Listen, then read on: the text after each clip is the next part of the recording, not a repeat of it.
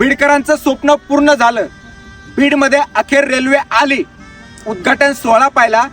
ज्या पद्धतीनं उद्घाटनामध्ये राष्ट्रवादी आणि भाजप जुगलबंदी चालली होती ना, श्रेयवादाची, हे मी केलं, हे मी केलं, मीच केलं, सगळ्या गोष्टी पाहून वाईट वाटलं बरं का. सगळ्यात अगोदर मी कोणत्याही राजकीय पक्षाचा कार्यकर्ता नाही.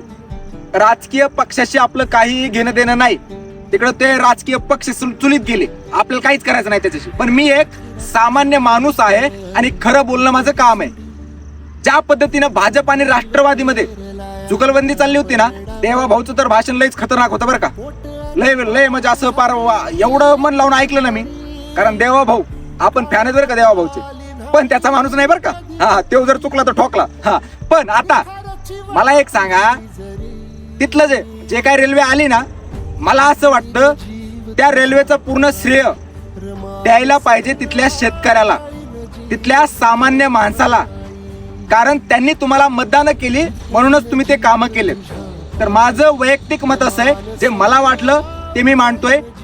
आणि भाजप आणि राष्ट्रवादीचं श्रेय नाहीये ते. हा, तिथले जे प्रतिनिधी आहेत ना, त्यांनी बीड जिल्ह्याचे कामं केली, मग आपले सगळेच असतील. हा, त्यांना मी श्रेय देईल. पण मला सगळ्यात जास्त श्रेय द्यायचं तिथल्या सामान्य माणसाला आणि शेतकऱ्याला. त्यांच्यामुळेच रेल्वे बीडमध्ये आली.